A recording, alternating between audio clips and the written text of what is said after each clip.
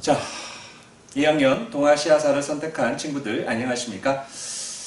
요번 주는 수요일은 우리가 부처님 오신 날이어서 쉬고 목요일 날 한번 했고요. 다음에 금요일 수업의 내용입니다. 그래서 오늘 5월 21일 금요일 수업을 진행해 보도록 하겠습니다.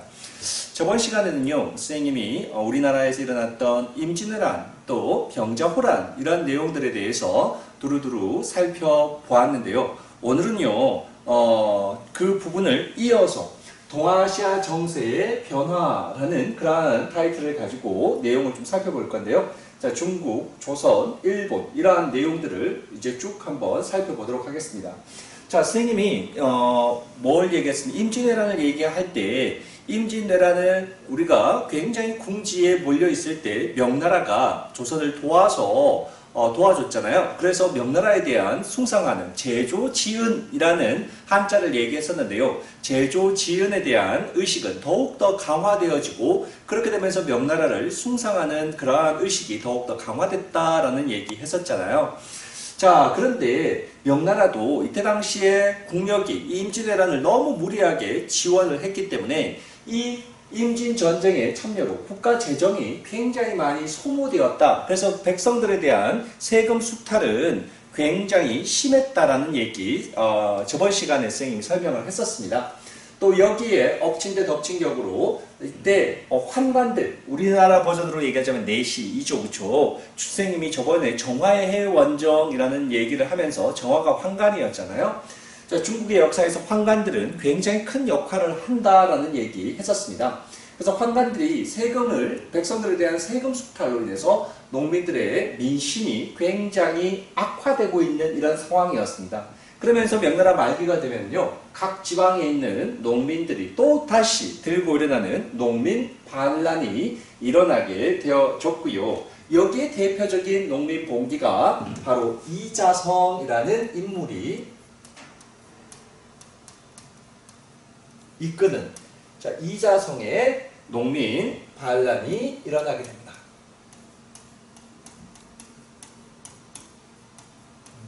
이자성의 농민 반란으로 마침내 1644년에 명나라가 멸망하고 맙니다. 자, 그리고요, 명나라 장수였던 인물, 이 부분은 나중에 또 나오는데요. 자, 일단 한번 설명해 볼게요. 오삼계라는 명나라의 장수, 그러니까 한족 출신의 그러한 명나라 장수죠, 그렇죠? 오삼계가 청나라는 후금이 청나라 이름을 바꾸었다라는 얘기 했었습니다. 자, 이 여진족에 세웠던 이 청나라에 투항을 했습니다. 자, 청나라가 마침내 베이징을 점령한 후에 청나라의 새로운 수도로 선포를 하게 되어졌습니다. 이런 얘기하고 있네요. 명나라가 멸망하고 청나라가 이 명나라의 수도였던 베이징을 점령하고 청나라가 그 지역을 수도로 삼았다. 이런 얘기하고 있네요. 청나라가 중원 지배에 대한 그러한 지배체제를 확립하게 되는데 팔기병을 앞세워서 반청 세력, 청나라에 저항하는 반청 세력이었던 이 3번의 난, 요거 선생님이 쓰고 설명하겠습니다. 3번의 난이라는 난이 일어났고, 또 하나는 타이완의 정성공의 난이라는 난이 일어납니다. 이 두 세력을 진압하게 되어지면서 청나라가 이제는 명실상부한 그러한 중원을 지배하는 그런 세력으로서 이제 급성장하게 되고요. 그러면서 마침내 동아시아 질서를 청나라 중심으로 동아시아 질서가 형성되어진다라는 얘기를 하고 있는데요. 자, 그 얘기를 하기 전에 3번의 난이라는 얘기가 나오는데요. 이 3번이라는 것은 뭐냐면요, 세계의 번이라는 뜻입니다. 자, 이 얘기는 무슨 얘기냐면요, 아까 얘기했잖아요. 청나라의 오삼계 같은 명나라 장수 오삼계, 그쵸? 또 이 외에도 또 어떤 인물들이 또 상가희, 또 경중명 이와 같은 3명의 한족 출신의 명나라 장수가요. 명나라 장수가 명나라를 대신하고 누구를 청나라에게 토항하게 되어졌단 겁니다. 그래서 청나라가요, 이 세력을 키우고 청나라가 결국은 이자성의 세력을 진압하고 그러면서 새로운 이 청나라 국가 체제를 확립하는 데 큰 공을 세웠거든요. 이 한족 출신의 세 명의 장군이. 그러니까 이 세 명의 장군의 그러한 공을 청나라에서 무시할 수 없었겠죠. 그래서 마침내 이 세 명에게 땅을 나눠줬고요. 그리고 이 땅에 대한 지배권을 이 세 명의 장수에게 나누어 준 겁니다. 그래서 대를 이어서 그 지역에는 청나라가 지배하는 것이 아니라 이 세 명의 후손들이 계속해서 대를 이어서 그 지역을 지배하고 있었다, 이런 얘기하고 있는 거죠.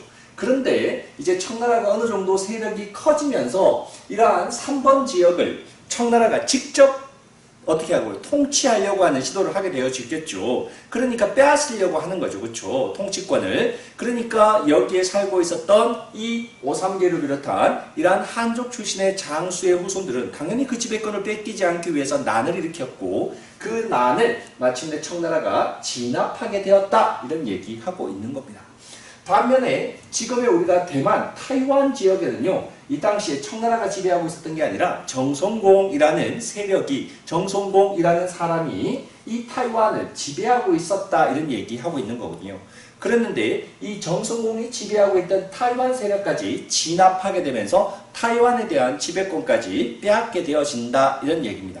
그래서 마침내 중원 전체와 타이완까지도 청나라가 지배를 하게 되어지면서 청나라 중심의 새로운 그러한 동아시아 질서가 형성되어진다, 이런 얘기하고 있네요. 그렇죠? 자, 제목을 보니까 청나라의 중원 지배 체제가 확립되어졌다. 뭘 통해서요? 3번의 난, 또 타이완의 정성공 세력, 이런 청나라에 대해서 저항하는 세력들을 이제 무력으로서 어떻게 해요? 억누르고 그 세력들을 다 이제 지배할 만큼 청나라 세력이 성장하게 되었다라는 그러한 얘기를 하고 있고요. 이러한 세력을 바탕으로 해서 동아시아 내에서도 청나라가 중심이 되는 청중심의 동아시아 질서가 형성되어졌다라는 얘기를 하고 있는 겁니다.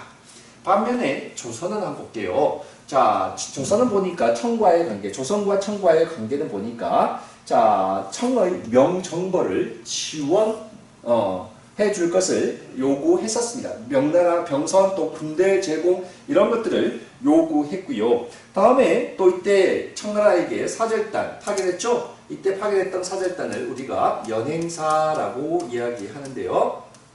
연행사입니다. 연행사와 다음에 칙사 의 상호 방문으로 외교 관계가 정상화되었다라는 얘기하고 있는데요. 이 연행사라는 것은 조선에서 청나라로 파견된 사절단, 사신들을 우리가 연행사라고 얘기하고요. 거기에 대한 답례로서 청나라에서 조선으로 파견됐던 사절단을 칙사라고 이야기하는데요. 그 연행사와 칙사가 상호 방문하게 되면서 청나라와 조선의 관계가 정상화되었다라는 얘기하고 있네요. 그 전에는요, 어떻겠습니까? 병자호란이 일어난 이유도 우리가 친명, 배금 정책을 실시했잖아요. 금나라를 배척하는, 청나라를 배척하는 그러한 정책을 실시하다가 마침내 병자호란이 일어나게 되면서 삼전도의 굴욕을 겪으면서 마침내 이 군신관계, 청나라와의 군신관계를 우리가 울며 겨자 먹기로 수용할 수밖에 없었잖아요. 그 이후에 청나라의 관계가 이와 같이 정상화되었다, 이런 얘기하고 있는 거고요. 언제 이후요? 병자호란 이후에 대한 설명을 하고 있고요. 그러나 이 효종 때가 되면요, 또다시 한번 북벌론이 대두되기도 합니다. 자, 인조의 아들이었던 효종이요, 이때 당시에 청나라로, 그쵸? 인질로 끌려갔죠. 포로로 끌려갔죠. 그의 형 누구와? 소현세자와 함께 끌려갔잖아요. 자, 그때 끌려갔다가 다시 돌아왔던 그 효종은 이 청나라에 대해서 어떻게 하자고요? 북쪽이 청나라를 얘기하는 거죠. 청나라를 얘기하는 거고요. 청나라를 어떻게 하자는 얘기입니까? 정벌하자, 이런 얘기입니다. 그러니까 자, 청나라를 정벌합시다라는 그러한 정책이 바로 북벌론이라는 건데요. 실질적으로 이것이 실행에 옮겨지지는 못했고요. 그래서 청나라를 이때 효종 때 와가지고 일시적으로 청나라를 쳐야 된다라고 하는, 그런 정벌해야 된다라고 하는 북벌론이 대두되어지긴 했지만 실행되지는 않았다라는 거 얘기하고 있는 겁니다. 명나라가요 멸망한 이후가 되면요, 명나라가 멸망한 이후가 되면 조선에 있는 사람들, 조선 중화론이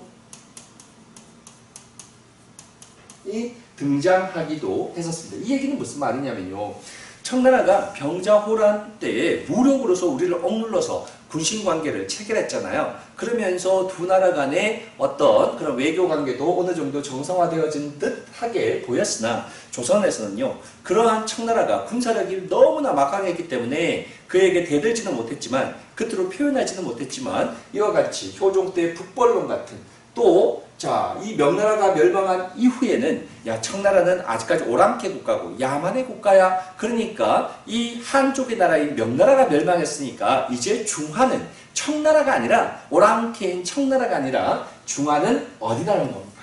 조선이 이 세상의 중화야, 이런 얘기를 하고 있는 거죠. 세상의 중심이야 라는 그러한 이론들이 또 등장하기도 했었다라는 얘기죠. 그렇죠? 그러니까 쉽게 얘기하면 청나라가 군사력이 너무 강하고 세력이 너무 강했기 때문에 겉으로 드러내지는 못하고, 그래야 군신관계를 체결하고 외교관계도 정상화했지만 속으로는 북벌론이 또 청나라를 정벌하려고 하는 그러한 생각, 또요 너희들은 오랑캐고 너희들은 야만족이야, 속으로는 청나라를 이와 같이 업신여기고 조선이 세상의 중심이야 라고 하는 조선인 중화론이 또 등장하기도 했었다라는 얘기하고 있는 겁니다. 일본과의 관계 한번 보겠습니다. 자, 일본도 임진왜란 이후에 관계가 굉장히 악화될 수밖에 없는 그런 상황이었겠잖아요. 7년 동안에 완전히 이 일본에게 짓밟혔던 그 임진왜란을 엄청난 피해를 가져왔죠. 그렇죠? 자, 일본 또한 이 임진왜란에서 퇴각하고 난 다음에 우리가 알다시피 에도막부가 수립되어졌다라고 얘기했었습니다. 자, 그러면서 에도막부와 조선과의 관계, 외교 관계가 또 수립되기도 했고요. 이게 기유약조라고 얘기하는데요. 기유약조가 일본과의 국교가 정상화되어진 게 바로 기유약조인데요. 1609년이에요. 그러니까 우리가 임진왜란이 1592년이고 거기에 7년을 더하면 어떻게 됩니까? 68년 이 정도까지 계속해서 98년까지 전쟁이 계속되어졌었는데 채 10년 만에 어떻게 된 겁니까? 새로운 일본과의 국교가 다시 정상화되어지는 기유약조라는 조약이 체결되어졌다는 얘기입니다. 이때 기유약조가 체결될 때는 일본은 무로마치 막부가 벌써 멸망하고 새로운 막부인 도쿠가와 이에야스에 의해서 수립된 에도 막부가 있을 당시였다. 자, 그래서 일본 임진전쟁 이후에 임진전쟁이 끝나고 한 10년 정도의 시간이 흐른 후에 이 일본과의 국교가 재개되는 그런 기유약조가 체결되어졌다라는 거 이야기하고 있는 거고요. 또 일본과는요, 이때 부산에 외관이라는 걸 설치해서요, 이 외관에서 일본 상인들이 와서 조선과 무역을 할 수 있게끔, 경제적인 교류를 할 수 있게끔 또 허가하기도 했고요. 또 그들에게 선진 문물을 파견하기 위해서 사절단이었던 이때 통신사라고 하는 사절단을 일본에 파견하기도 했었다라는 이야기를 하고 있네요. 그렇죠? 그러니까 임진왜란 이후에 이 일본과의 그러한 7년 동안의 그러한 굉장히 처참한 그런 짓밟힘을 당했지만 10년도 지나지 않아서 기유약조를 통해 가지고 또다시 일본과 국교가 정상화되어지고 경제적인 교류, 또 문화적인 교류, 또 이런 것들이 정상적으로 또한 이루어졌다라는 것을 지금 얘기하고 있는 겁니다. 그 다음에 일본 한번 볼게요. 에도막부는요, 에도막부는 명나라와 청과는 외교 관계를 맺지 않았습니다. 중국 중심의 책동 조공 관계에서 벗어나 있었다. 조선과의 관계는 정상화되고 육큐와의 교류 또한 지속적으로 이루어졌다라는 얘기하고 있네요. 육큐는 쌤이 얘기했었죠. 명나라가 해금 정책을 실시하게 되어지면서 이때 특히 이 명나라는요, 이 무로마치 막부 일본과는 굉장히 무역을 강하게 통제했었다. 그래서 가막부를 받은, 무역을 허가증인 가막부를 허가받은 그러한 일본 상인들만 무역을 할 수 있게끔 허가했었다라는 얘기 했었습니다. 자, 거기에 따라서 이때 일본은 명나라의 선진 문물을 받아들이는데 굉장히 제한적일 수밖에 없는 그런 상황이었었고, 그런 상황을 이용했던 인물이 바로 이용했던 나라가 바로 유큐였잖아요.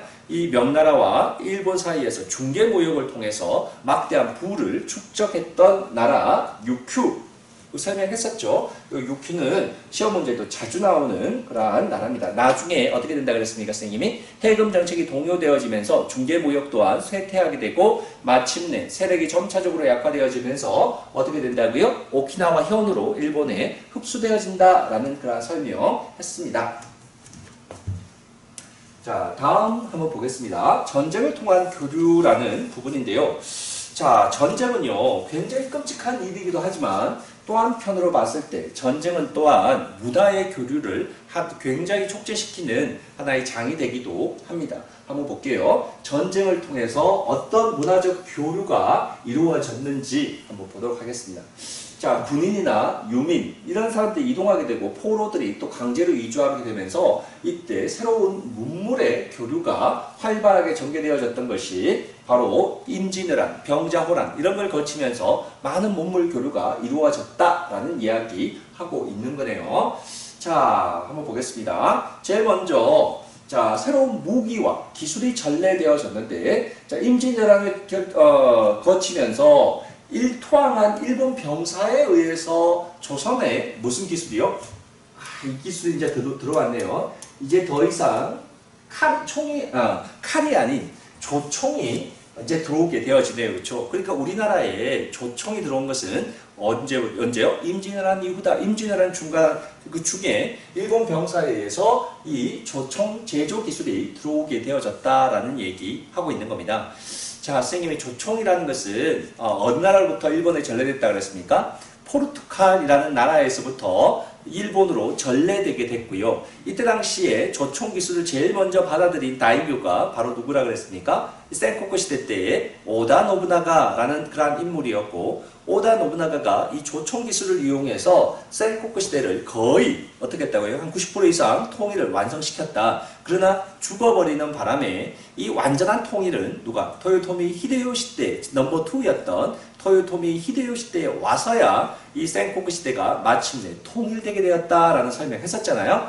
자, 그래서 이때 포르투갈로부터 일본에게 전래되어졌고 임진왜란 때 일본에서부터 우리나라로 조총의 기술이 전래되었다라는 얘기하고 있는 겁니다. 선생님, 우리가 원나라 배울 때 화약 송나라 3대 발명품 중에 하나였던 화약은 중국에서 제일 먼저, 송나라에서 제일 먼저 발명되어졌다라고 했는데 왜 조총이 다시 또 이 포르투갈이라는 나라에서부터 들어왔냐? 자, 이런 거죠. 이때 당시에 화약은 송나라에서 제일 먼저 발명되어진 것은 사실입니다. 그런데 이때 당시에 화약을 이용해서 조총을 만드는 기술까지는 발전하지 못했거든요. 이 중국 송나라에서는 이 화약을 이용해서 대포 이런 것들을 주로 쏘는데 이용을 했단 말이에요. 그래서 이 화약의 기술이 이 유럽으로 넘어가게 되면서 이 유럽에 있는 사람들이 이 화약을 이용해서 어떻게 했단 말이에요? 조총이라고 하는 그러한 총을 이제 휴대할 수 있는 그러한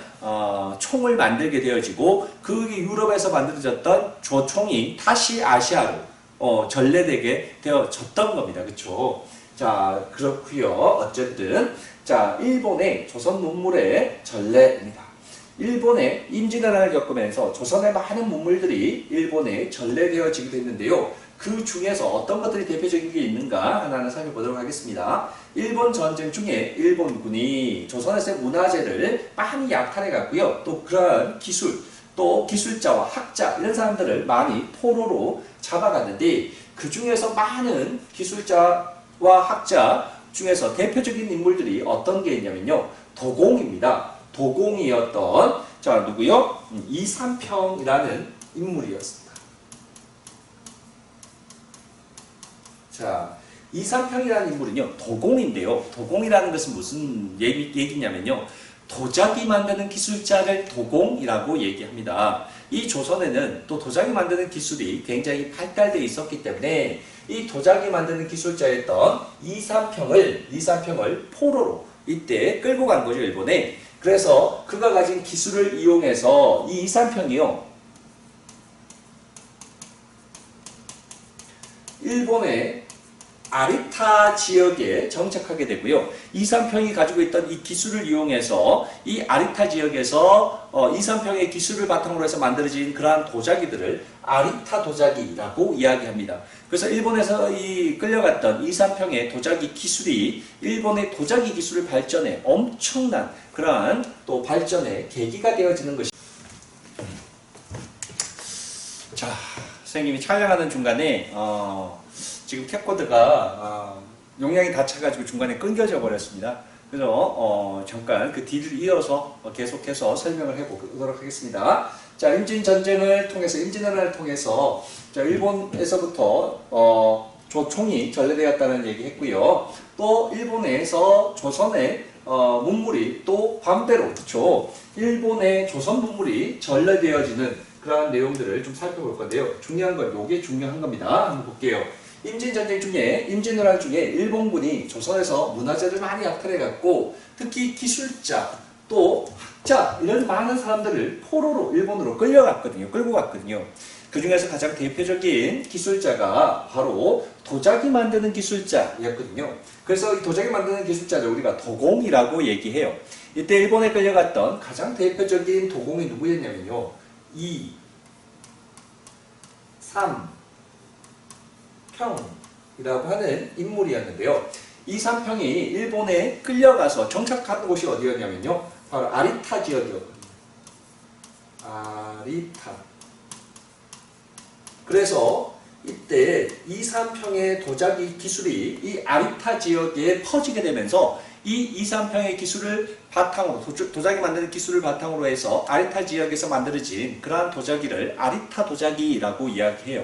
그래서 일본 같은 경우는 2,3평에 의해서 도자기 기술이요, 한층 더 업그레이드 되는 그러한 결과를 가져왔다라고 얘기해요.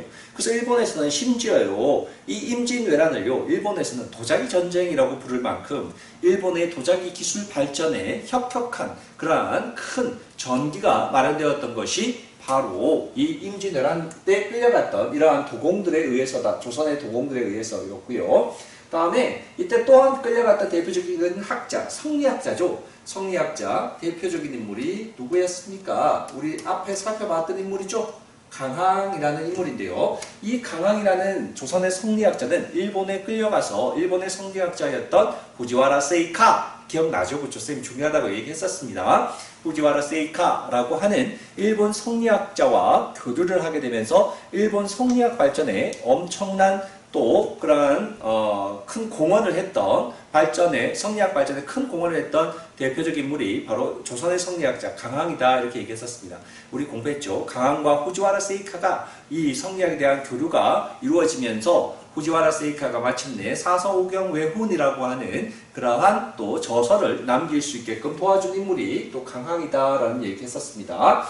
그래서 이 임진왜란은요, 일본의 도자기 분야의 기술과 또 유학인 성리학의 발전에 큰 기여를 했던 전쟁이 바로 임진왜란이었었다라는 얘기하고 있는 거고요. 반면에 임진왜란을 통해서 일본에서 우리나라에 전래된 그러한 신작물, 우리나라의 그전에는 임진왜란 이전에는 우리나라에서 재배되지 않던 그러한 작물들이 우리나라에 임진왜란을 통해 가지고 전래되게 되어졌던 겁니다. 그렇죠? 자, 그래서 대표적인 게 바로 뭡니까? 담배와 고추입니다. 그러니까 이 담배, 고추는 굉장히 오래된 것처럼 느껴지지만 1592년에 일어났던 임진왜란을 거치면서 우리나라에 전래되었던 그런 거죠. 선생님, 그러면 우리나라에 그런 김치는 그전에는 고추가 없었으면 어떻게 김치를 담았나요? 그러니까 임진왜란 이전의 김치라는 것은 소금에 절인 그러한 백김치 같은 그런 개념이었겠죠.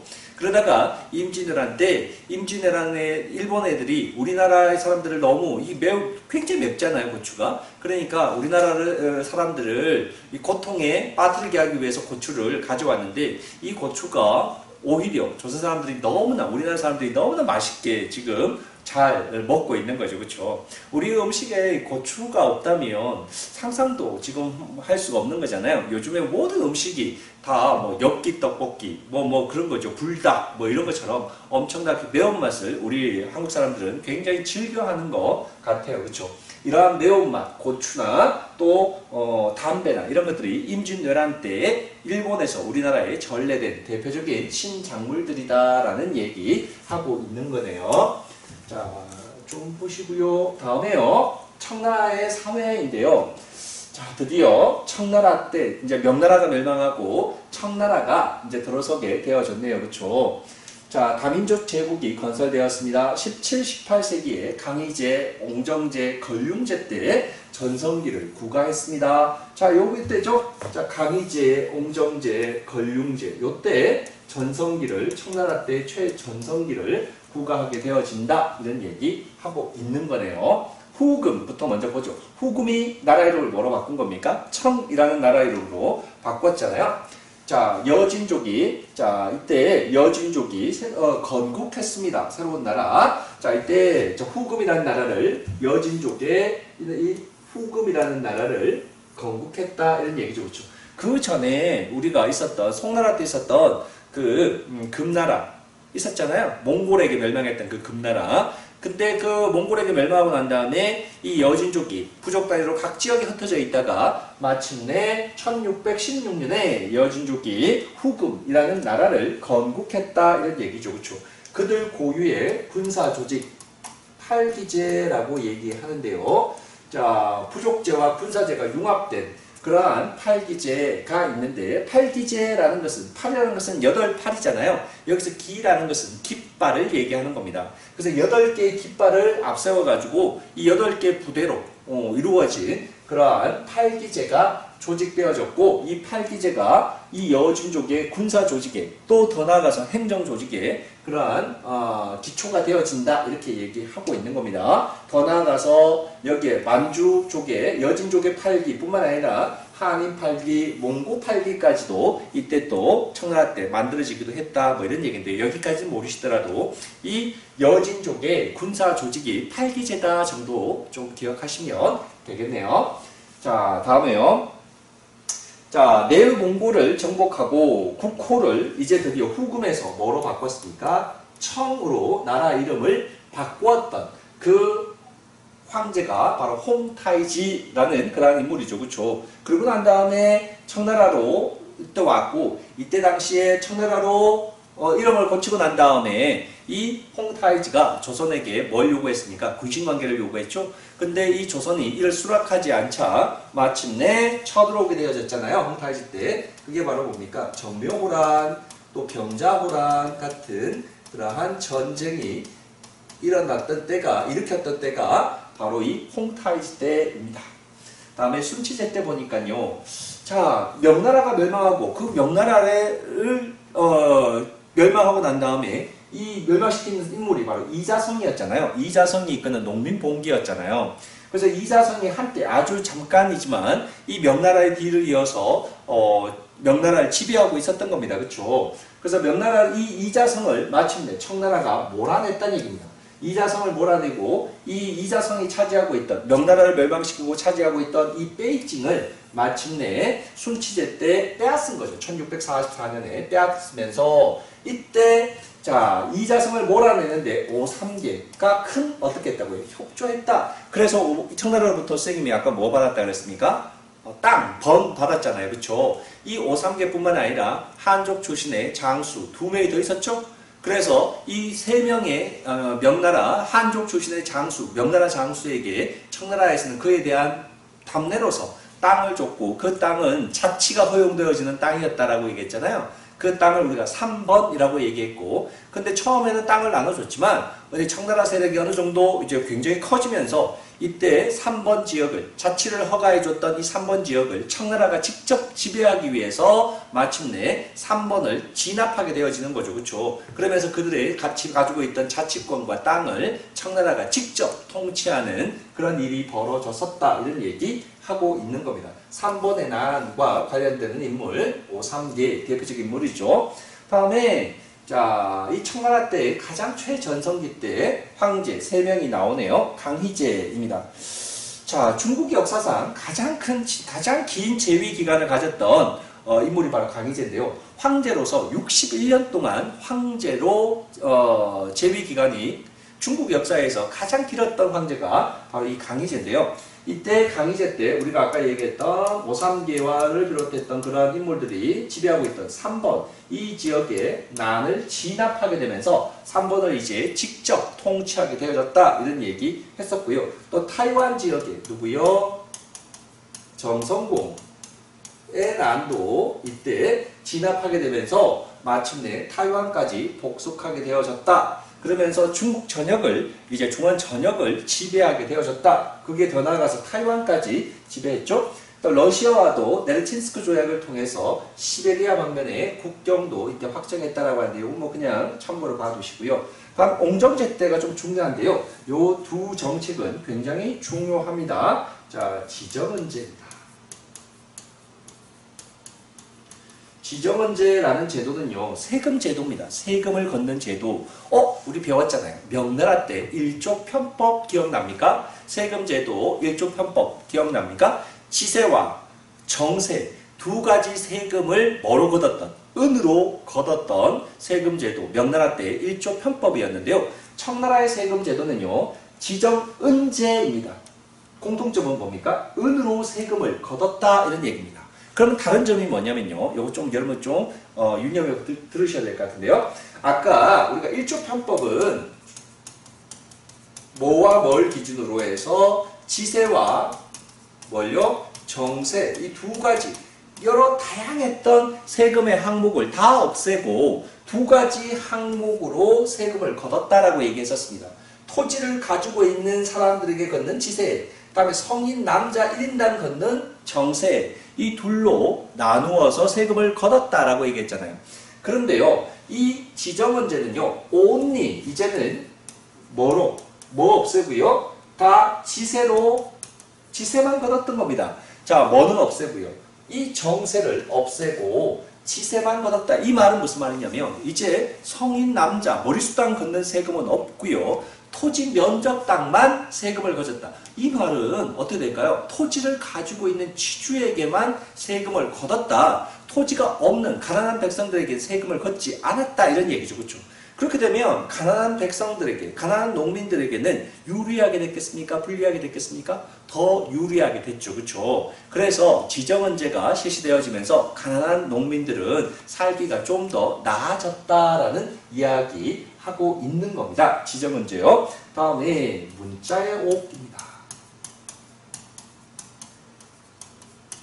자, 이 얘기는 무슨 말이냐면요. 이때 청나라가 지금 청나라의 여진족이 만주족이 누구를 지배하고 있는 겁니까? 한족을 지배하고 있는 거잖아요. 중국 역사에 있어서 오랑캐라고 불리는 북방 유목민족이 한족 전체 중원의 주인이었던 한족을 지배했던 그 유일한 두 나라가 몽골과 이 청나라 여진족이잖아요. 자, 이 여진족은요, 이 문자의 옥, 한족들이요, 이 청나라의 지배에 대해서 굉장히 불만이 많겠잖아요. 이 오랑캐라고 우리가 철시를 했던 그 애들에게 지배를 받고 있으니까 그에 대한 반발이 굉장히 심했을 거란 말이에요. 그래서 청나라의 지배를 비판하는 한족들이 너무 많았던 겁니다. 그러니까 그 청나라의 지배를 받고 있는 한족들의 그러한 불만을 어떻게 표출하는 것을 철저하게 탄압했거든요.